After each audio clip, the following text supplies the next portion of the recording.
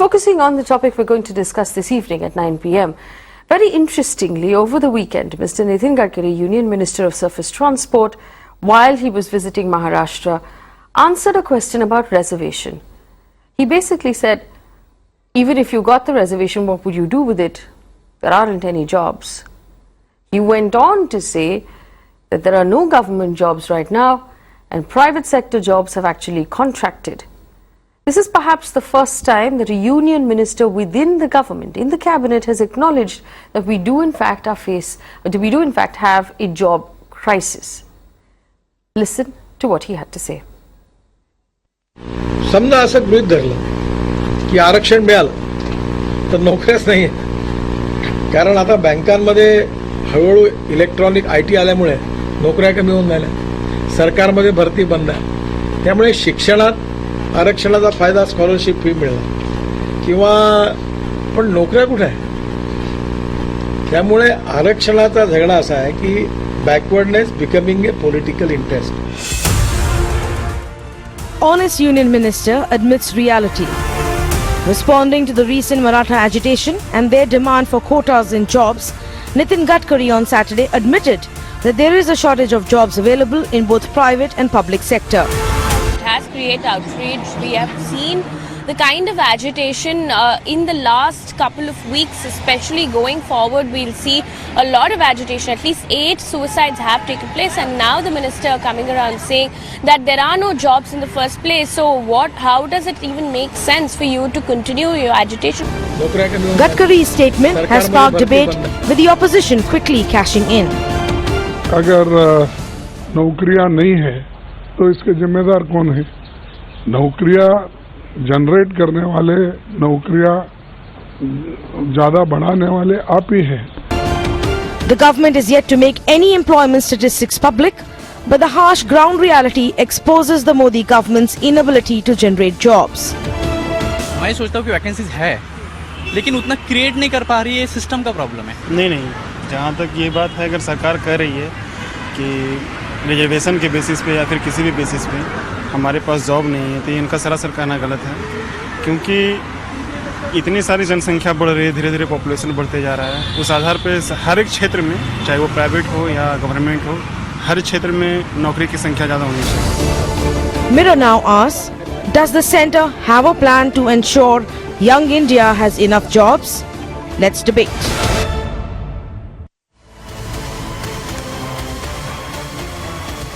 So like I said, the first union minister from inside the government to acknowledge that we might be facing a job crisis, even if he was saying it because he was facing a question on reservation. Where are the jobs? And is it time we got an answer?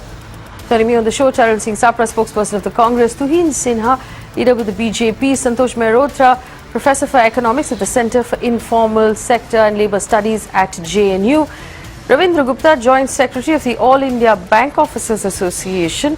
Rahul Singh is a policy analyst, and Krish Lakshmikant, founder and CEO of Headhunters India.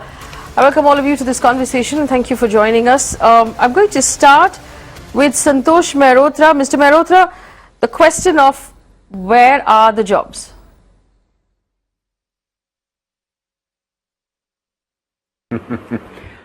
Faye, there are not government jobs. I was looking at the analysis of National Sample Survey that I have done, as well as the Labour Bureau, which is the annual survey of the Labour Bureau. So I can give you 3 points of time: 2004-05 NSS, 2011-12 NSS, and 2015-16 Labour Bureau. And the Labour Bureau's annual survey has a sample size the same as a National Sample Survey. Now, on government jobs, the situation has been difficult for well over a decade. They have, despite our economy becoming the fastest growing large economy in the world, we had about 8 million jobs in government and in defense in the year 2004-05, that 8.4 million in 2004-05, that had shrunk to 8 million by 2011-12, and by 2015-16 that had shrunk further to 7.2 million.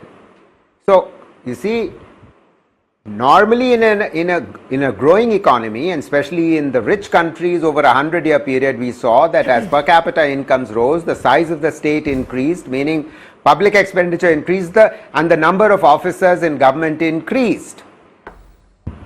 But it seems that the opposite is happening in India, and that is extremely unfortunate, because so we very well know that there is a shortage of policemen, there's a shortage of judges, there's a shortage of doctors and nurses and paramedic staff, of Anganwadi workers, there is a shortage of teachers at every level of the schools, of the government schools and tertiary education system.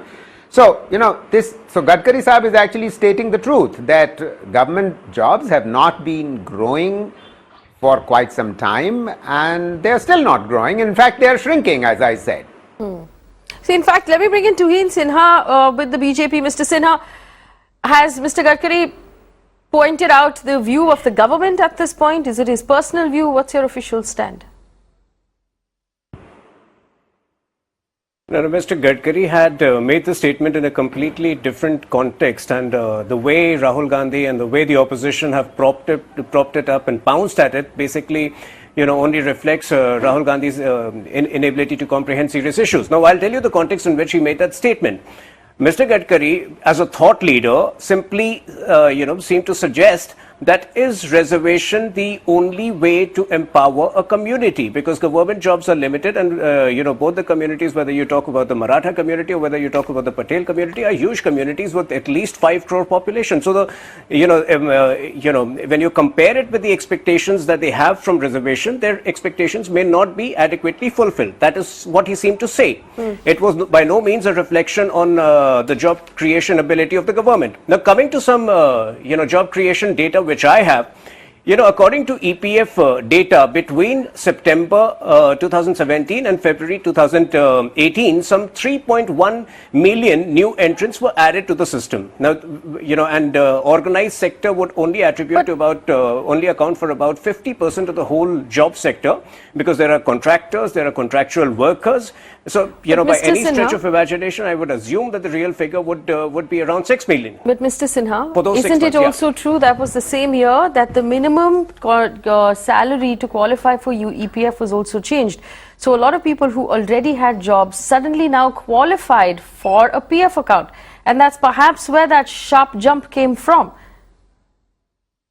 So let me just complete the entire what I was trying to say. So even taking your point into consideration, there are other ways where job creation have increased. So assuming that 3.1 million were formally added, the complete figure for the informal sector might be anywhere in the range of 50 lakhs. And if this was only for a period of 6 months, so if you add 4 years to it, the figure would anyway be between 3.5 to 4 crores. Number 2. The PM Mudra Yojana has been a game changer in the last 4 years. Now, 12 crore people have been beneficiaries. Now, even if we assume the most modest figure that 1/3 of these 12 crore people would be first-time, job entrants or first-time entrepreneurs, even then the figure comes to around 4 crores.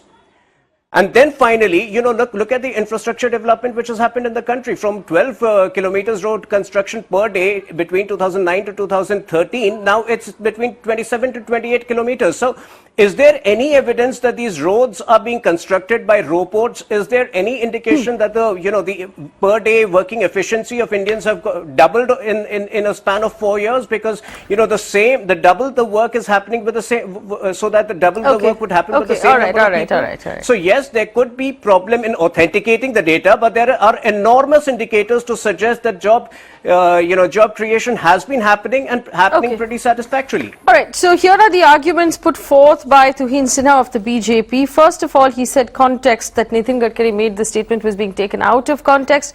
He then noted Mudra numbers, EPFO numbers and infrastructure development. Now, just specifically to answer the question about context, Mr. Gadkari was speaking in Marathi. I understand Marathi fairly well. We've also listened to it several times and transcribed it. He said, let's assume reservation is given to you. Where are the jobs?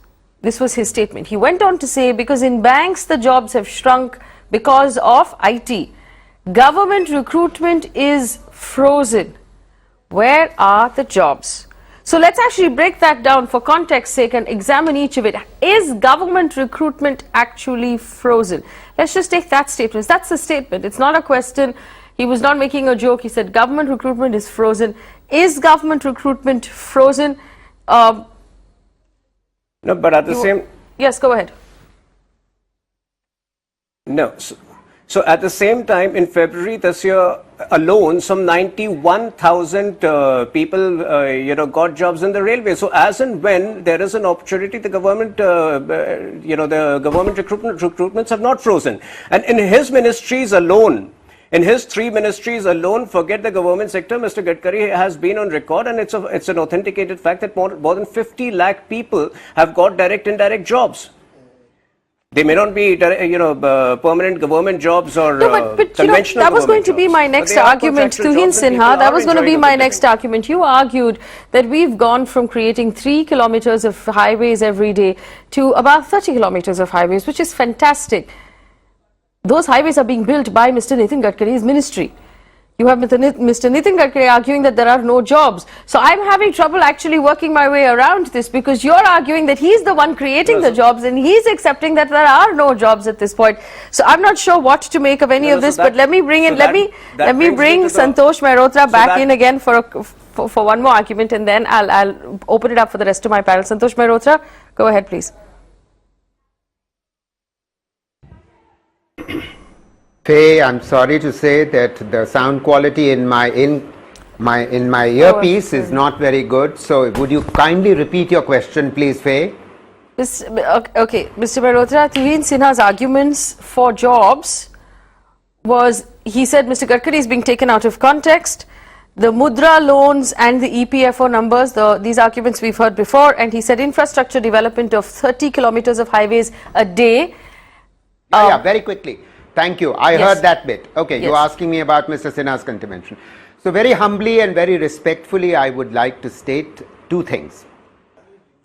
One is that no one is saying that jobs are not growing. The real point is, are they growing fast enough to absorb all the young entrants or most of the young entrants into the labor force? And unfortunately, the annual survey of the Labour Bureau shows unmistakably that the open unemployment rate, meaning people who have no jobs, young people are entering, they are looking for jobs and not finding jobs. And the open unemployment rate has actually risen overall in the economy from 2.2% in 2011-12 to 3.4% in 2015-16. Secondly, the higher the educational level, the greater the unemployment rate. This comes out very clearly from the data. Let me turn to the EPFO. I think we need to clarify here that the GST is a great tax. It has actually encouraged many small informal firms to become formal. They have registered within the GST, and as a proportion of all enterprises, a growing number of all enterprises are becoming formal. And obviously, when firms become formal, earlier they were not showing up clearly in the numbers, but suddenly they begin to show up in the EPFO numbers. Now suppose a firm which had 9 workers suddenly has 10 workers, and then they all become eligible to the EPFO. So in other words, the firm adds 1 worker, but all 10 workers show up in the EPFO records because the firm has decided to take the benefit of the GST and become a formal firm. That doesn't mean that 10 jobs have been created. It just means that 1 job has been created. And unfortunately, I think this debate has gone on for too long. We need to put it to rest. I think assumptions that whatever kinds of assumptions have been made about how many new jobs have been created, unfortunately are not very helpful. I think if the overall data set is not showing that jobs are growing as fast as young entrants into the labor force, then why would the unemployment rate rise? The open unemployment rate has risen. Let me bring in the rest of my guests. The educated unemployment rate has risen very clearly. Let me bring in the rest of my guests. I have Rahul Singh. That's Singh. what the data is showing. Rahul Singh is a policy analyst. I believe he disagrees with Mr. Nitin Gadkari. Rahul Singh, go ahead. So I would like to build on where Professor Malhotra left it. Let's not get into the data which is coming through EPFO and then CMI and then probably ILO, and there are many sources, from where we are getting the data which is present and trying to interpret if there is a quick solution. I would like to bring another angle. It is 1991 to 2000 when we started handling the issue of population, and if you look at now, it's probably that age group which is working today or looking for a job today. And if you remember, if I can refer the data, it is around 22% of the decadal population growth, which has fallen down to around 16 to 17% in the next decade, which means 2001 to 2010. Now, here is the problem. When we were having this kind of population and we knew that we would need jobs 2015 onwards, because 15 to 30 is going to be ready for the job, I think 2000 to 2008 we worked quite fine, but 2008-13 there was a policy paralysis. We like it or not, there was actually a policy paralysis. We did not do much, and 2014 came in when the government changed. They came up with certain policy reforms which is for good, demonetization and GST. I would appreciate these steps. But then, of course, these were kind of reducing and constraining the informal sector, because you are. No, I don't understand the argument you're making, Ravindra Gupta. I don't understand. Do you agree with Mr. Nitin Gadkari? Or disagree with Mr. Nitin Gadkari?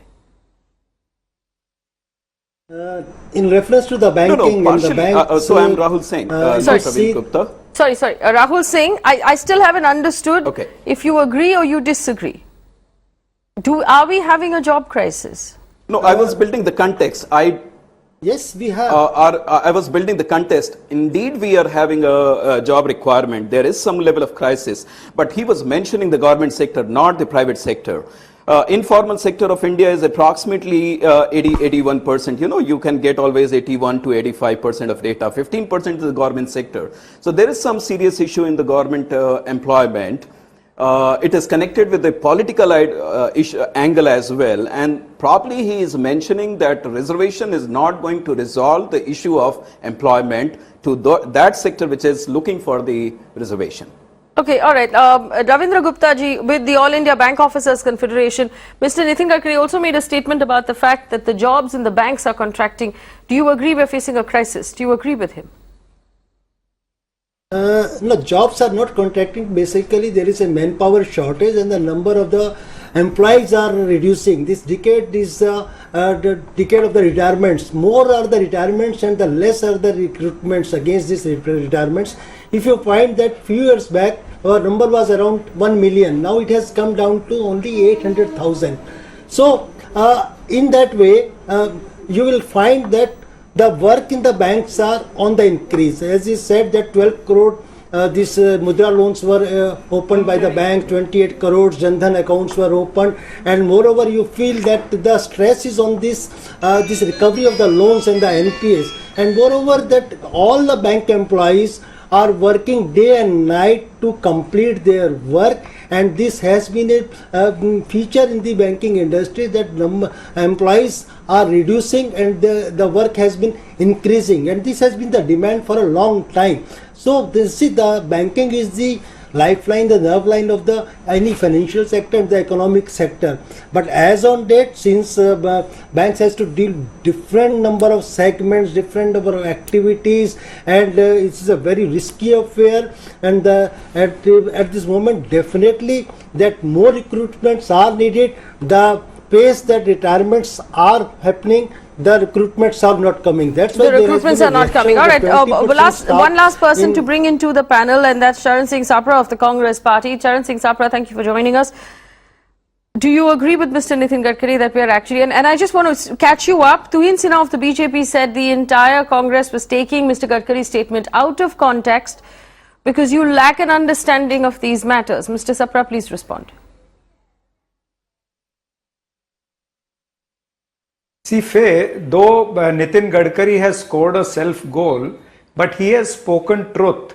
The job creation is definitely less as compared to the number of aspirants which are coming up every year.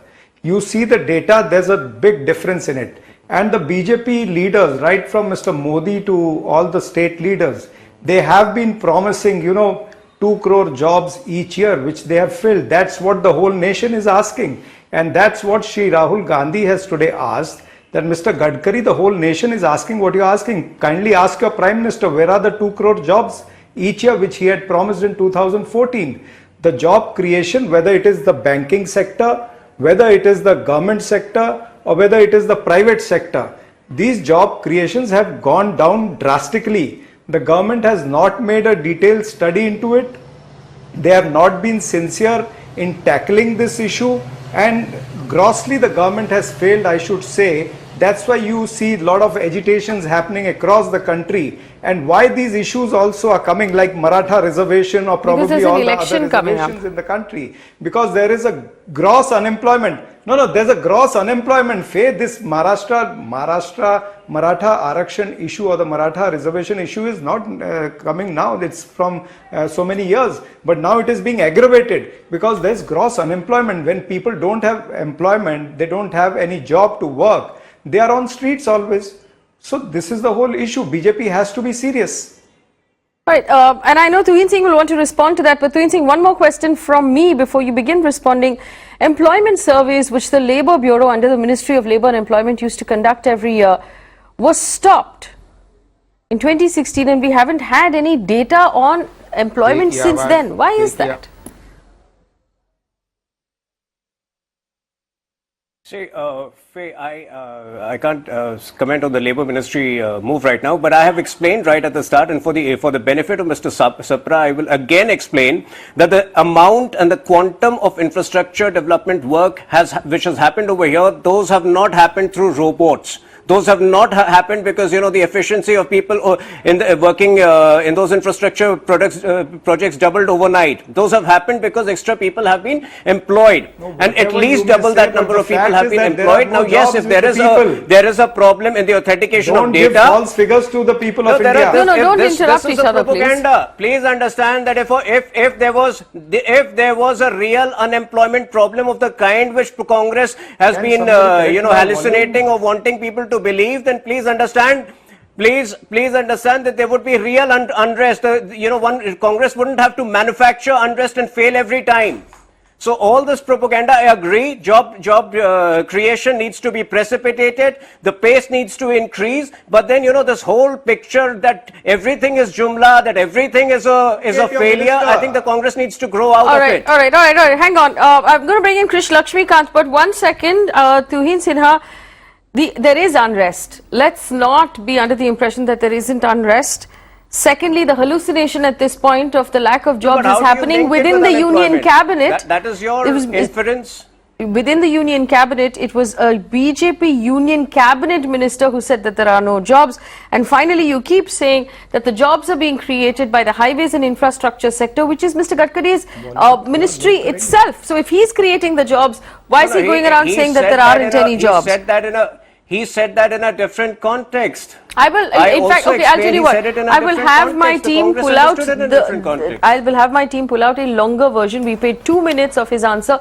We'll see if there is a longer version. We'll play that out as well. I will live translate it for you from Marathi. Krish Lakshmikant, go ahead, please. Yeah, Faye, good evening. Good evening. The controversy is about jobs. You see, what is happening in India is about 50% of our population is below 25 years and they want jobs. That is a main problem we are facing. Of this, about 15% of them are educated. They are college or engineering or MBA, and they are finding it difficult to get jobs. That is a truth right now. It is not a question of government jobs or private sector jobs. Jobs are there, but the demand supply is very much in favor of the supply. That is, more supply, less demand, number one. But at the same time, if you look at it, if you talk to industry people, they say, like for instance, I'll give you a very simple example. That is, you talk of machine tool workers, people who work on machine tools in factories. These are workers, they will be paid 20,000 rupees a month. Now, these people are actually trained in government tool rooms, NTTF and so on. And if you go and find out from these in government tool rooms, you will find that 100% of them are getting jobs. So it is a question of whether you are well educated, well skilled or not. Take IT. IT is wanting people. IT is actually hiring about 100,000 people. But the previous 2 years they hired 200,000 people. The difference is that because if you look at the jobs in Naukri, you will find that about 15,000 jobs are there which are in the robotics, AI type of thing. And there the salaries range from 15 lakhs to 75 lakhs. And the number of years experience is only 3 years to 10 years. So at 10 years, imagine somebody can get 75 lakhs, but such people are not available in India. The problem is with the education system, as I see. The education system in India will not produce people for ready-made for jobs. I was with the head of HR of a leading company last week, and I was talking to that person regarding the future of people in the industry. According to that person, there are about 30% of their own employees have to upgrade themselves. If they don't do it to the new digital arena, they will have to go.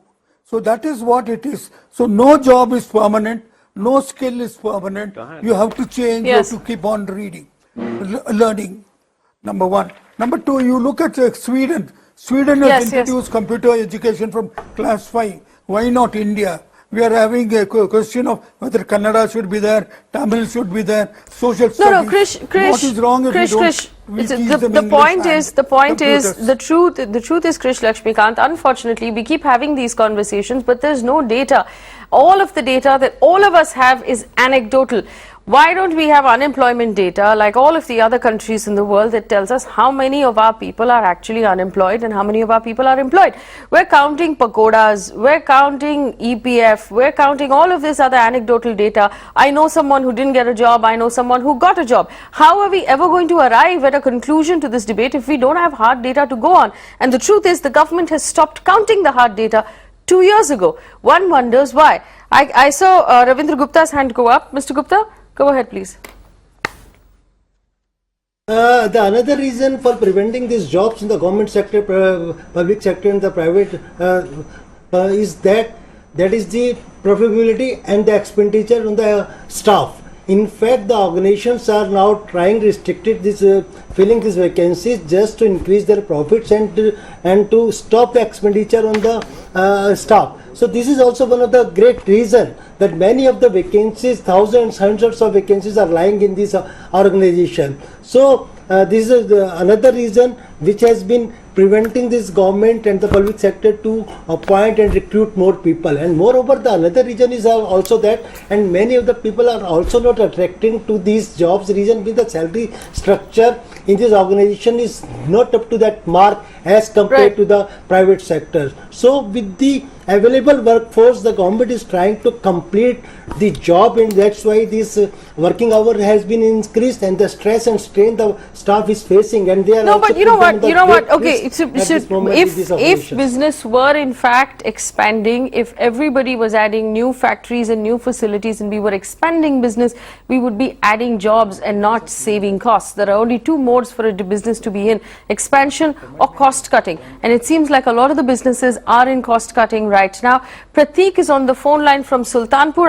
After which I will go back to Santosh Mehrotra to respond. Prateek, go ahead.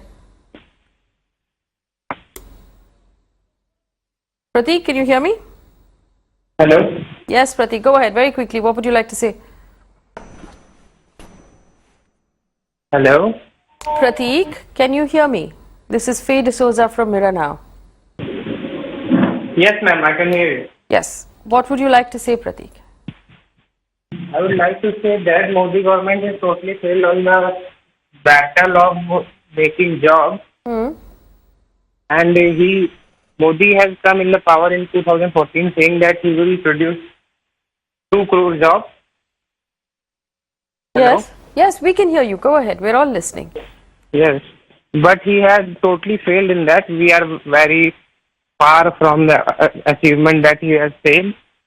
No, but Pratik, what makes you think the jobs are not being created? Why do you think that? Hello, it's not clear. All right, basically he said that we've not managed to create the jobs we wanted to. Santosh Mehrotra, go ahead, please.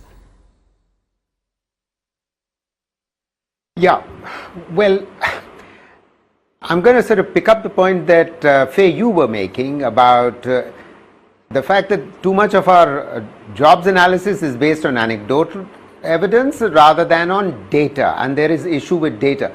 I want to disabuse you of that notion, Faye. I'm sorry to say that actually there is plenty of good, hard, solid evidence with data, and which is government data. And I think what I began the program by citing was first the National Sample Survey data, which is government data, and the Labour Bureau data, which is the Ministry of Labour data, which has a sample size the same as the National Sample Survey. So both are comparable. So this is point one, and the Labour Bureau data is the annual survey, and it's for 15-16. There's also for 16-17, and in addition, in the last 2 years, the Centre for the Monitoring of Indian Economy has been conducting nationwide survey, representative samples, sample size the same or larger than the National Sample Survey, and all of the data coming out of this is consistent. It is consistent, and what the findings are, I've already said. So I'm afraid we should stop saying that we don't have the data. And by the way, the government has already just completed the latest National Sample Survey for employment and unemployment, and hopefully by the end of the year we will have that data as well. All right, Syed on the phone line from Bangalore. Syed, go ahead. या मैं हिंदी में बोलना चाहता हूँ। हाँ, बोलिए। यहाँ पर जो मैं अभी देख रहा हूँ, बहुत से स्टेट में ये प्रॉब्लम आ रही है। बहुत से स्टेट में प्रॉब्लम आ रही है, वैकेंसी नहीं है। स्मॉल स्केल इंडस्ट्री को 40% लॉस हुआ है ऑल ओवर इंडिया में। आप चेक कर लीजिए, डेटा चेक कर लीजिए, बहुत सी प्रॉब्लम आ रही है। सही जी, आप कहाँ काम करते हो?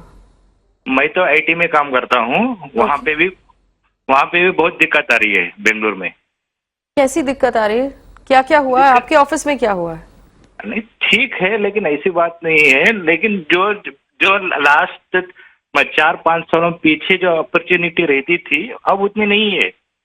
इतने ग्रेजुएट आईआईटी वाले जॉब में स्ट्रगल कर रहे हैं बेंगलुरु में।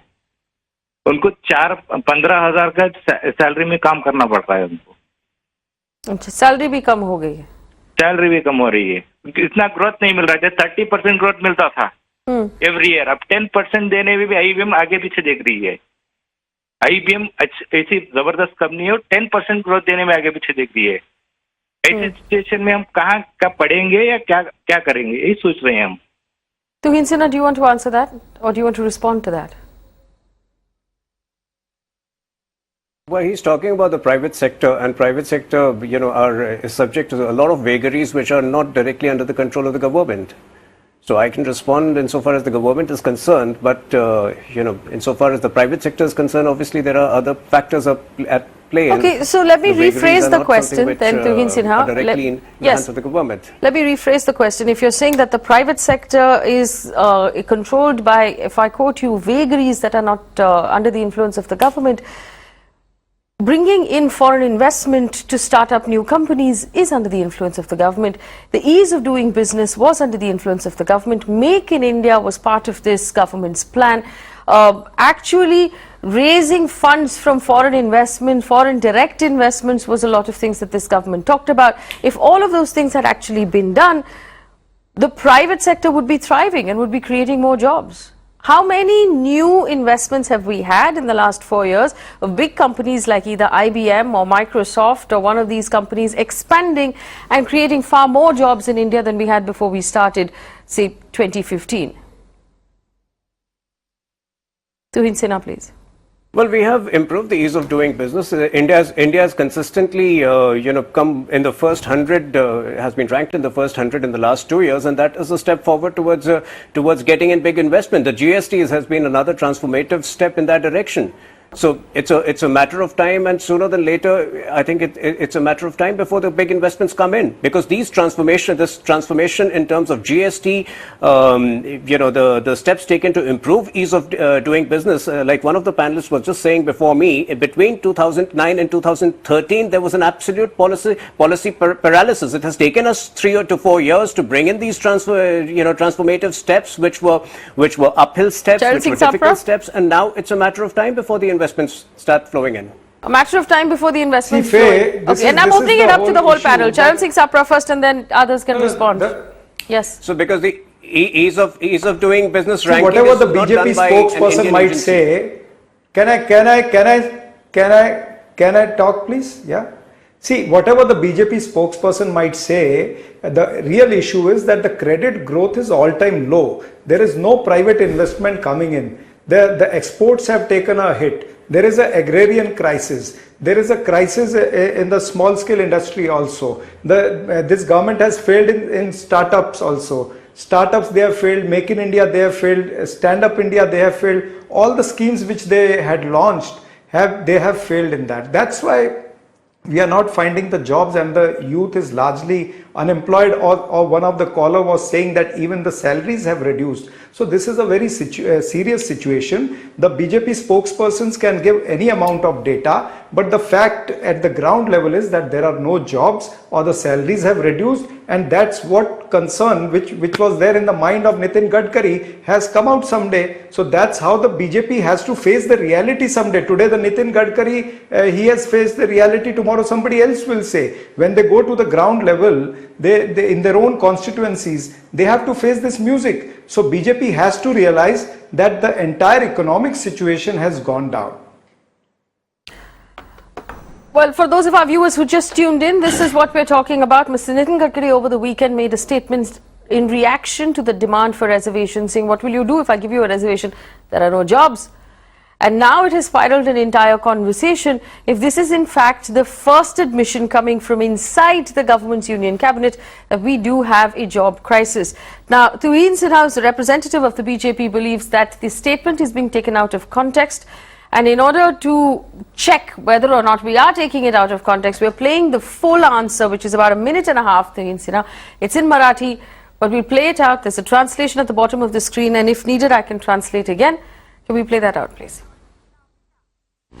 समजा असं गृहीत धरलं की आरक्षण मिळालं तर नोकऱ्याच नाही, कारण आता बँकांमध्ये हळूहळू इलेक्ट्रॉनिक IT आल्यामुळे नोकऱ्या कमी होऊन राहिल्या, सरकारमध्ये भरती बंद आहे, त्यामुळे शिक्षणात आरक्षणाचा फायदा स्कॉलरशिप फी मिळाला किंवा पण नोकऱ्या कुठे आहे. त्यामुळे आरक्षणाचा झगडा असा आहे की backwardness becoming a political interest. त्यामुळे प्रत्येक जण काय म्हणतो मी बॅकवर्ड आहे, आणि बिहार आणि UP मध्ये ब्राह्मण स्ट्रॉंग आहेत, राजकारणात त्यांचा पगडा आहे, ते म्हणून आम्ही मागासलेले आहोत. त्यामुळे एक विचार असाही आला आहे की गरीब गरीब असतो, गरीबाला जात पंथ धर्म भाषा नसते. त्याचा धर्म कुठला असो, तो मुसलमान असो, हिंदू असो, मराठा असो, त्यात एक क्लास असा आहे प्रत्येक समाजात की ज्याला अंगावर कपडे नाही, खायला अन्न नाही. असाही विचार आला आहे की त्या प्रत्येक समाजामध्ये एकदम जो गरीब आहे त्याचाही काही विचार केला पाहिजे, असंही आला आहे. मुळामध्ये हे सोशो इकॉनॉमिक थिंकिंग जे आहे हे राजकारणाच्या याच्यावर त्याच्यात राजकारण मिश्रित करणं बरोबर होणार नाही, आणि अशा आंदोलनात आगीत तेल ओतणं हे कोणी जबाबदार पक्षाने करता कामा नये. Does anybody want a live translation? He said, let's imagine we do give you reservation. Where are the jobs? Because the banks right now, jobs have shrunk because IT has come in and taken the jobs. Government recruitment is frozen. That's why you can benefit from reservation. The only way you can benefit from reservation is education. He said the problem with quota is that everybody is claiming to be backward at this point. In Bihar and Uttar Pradesh, the Brahmins are strong. They dominate the politics, but they say they are backward. One school of thought is that when a very, very poor person, irrespective of his caste, creed or language, If he's poor, Hindu, Muslim or Maratha in all communities, no clothes to wear, no food to eat, one school of thought is we must consider the poorest of the poor section in every community. That was the full comment that he made. Now, is it being taken out of context, or do we actually have a problem of jobs? That's the question we're asking. I saw Mr. Ravindra Gupta's hand go up before we played out that bite. Mr. Gupta, go ahead. Yes, in fact, most of the jobs in the public sector, government sector has been outsourced just to cut short the expenses, just to cut short the superannuation, just to cut short the permanency in the job. Hence, many of these activities and this work has been shifted to the contractors, and they employ their people. Those are not on the permanent roles of the company, the public sector or the banks, and so that's why these many of the job and the vacancies has been outsourced, and that has eaten up the many jobs. So this is also another phenomena which is happening, and in fact in the IT technology in the banking sector, this cannot replace the human resources altogether. It can be a support. But see, that banking is a diverse subject. This has been handling lot of activities where the human resources are needed. People are needed to run those activities and providing the credit to the companies or the factories, or serving to the people and the rural sector. And any segment you say that only the banking sector has been helping it out. Here we need the people to operate all these activities. IT cannot replace entirely those activities. All right, last word I'm going to give. Last word I'm going to give to Tuhin Sinha of the BJP. Mr. Sinha, I played out the whole bite. I don't believe you're taking it out of context. He actually explained what he meant. So what's your response now? So, if you have known Mr. Gadkari, he likes to talk informally. He, likes to talk from the heart. But I would still refer to you the context in which the context was the reservation demand from Marathas. And as a thought leader, and as somebody who wants to trigger a thought, now please, you don't interfere. The thought which he wanted to, get across was, is reservation the only solution to in empowering a community? I think it's a thought which should be debated. I think that was the context. If you still, prolong that conversation, that was the context in which he was I've tracked Maharashtra politics. I've interviewed Mr. Gadkari. I know that he likes to speak candidly very often, but that's no reason to call him a liar, because he's actually said where are the jobs? There are no jobs. And so far as Mr. Sapra is concerned, the people who presided over 35,000 crore irrigation scam and who possibly could be behind the Maratha agitation should not constantly blame us for Mr. Gadkari has some apprehensions in giving reservations to the Maratha community. No, don't derail the conversation. No, Charan Singh Sapra, this is not an election podium. He clarified. Gentlemen, 1 second. I have questions for both of you. 1 second, hold on. Tuhin Sinha, Charan Singh Sapra. Please stop. Please stop. Whether BJP is serious or not. That brings me to the original problem. The Congress has an understanding problem. No, Tuhin Sinha, you said that there was an irrigation scam. 1 second, Charan Singh Sapra, wait. The problem is that BJP and RSS is against the reservation. Are you quite done, both of you?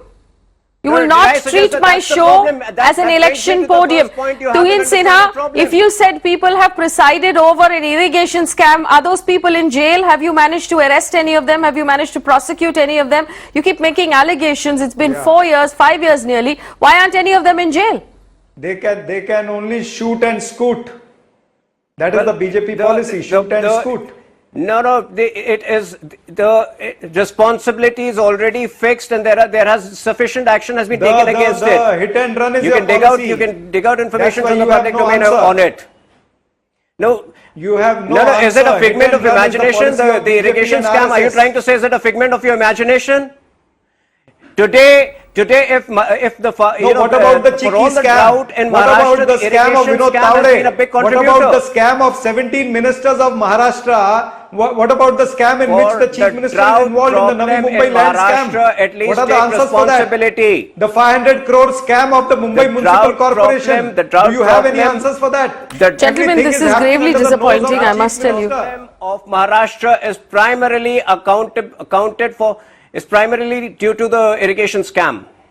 Then, okay, so would you There are please, Sumit Sinha, 17 give us an update of how many Maharashtra people ministers have who been are arrested in embroiled the into irrigation scams. scam, and what is the progress that has been made?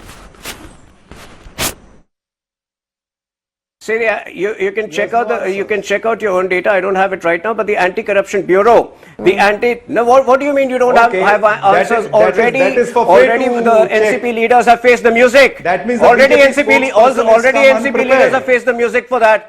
But obviously, You have Congress come is Congress will protect the NCP You leaders. have been tutored At for a least three specific NCP issue. leaders, at You least don't have three wide NCP leaders have faced the answers. music. You don't have Accountability has answers been for the fixed on questions them. which are being asked to you. All right, gentlemen, thank There you. are several corruption cases on the Maharashtra ministers. No, but Charan Singh Sapra, you're just using this as an opportunity to trade allegations, and it's quite frankly a race to the bottom at this I'm point, not- because no, he neither of only you are triggered. addressing the There problems are that I'm several raising. corruption And the problems that I'm corruption raising are cases on the simply this, that we do in fact have a job crisis. A job crisis that the representative of the government on the show today said that the government is not in control of private sector jobs. But bringing in investment, ease of doing business, make in India, creating factories, bringing in dollars into India is something the government is in control of to some extent. How much expansion have we had in the private sector?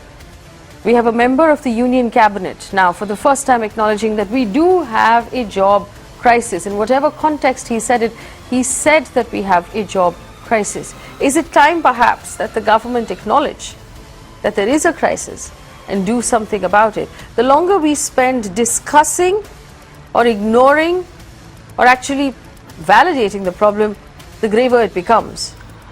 The job crisis in India is not one that can be ignored. We are demographically and by age the youngest country in the world, but that also gives us a massive responsibility. It only makes sense, and it's only an advantage to be the youngest country in the world if we can create the jobs for all of those young people. If those young people don't have jobs, we're going to have chaos. And it is that chaos that we now need to acknowledge and fix. One hopes that within the Labour Ministry, someone's working on a plan right now. Thanks for watching.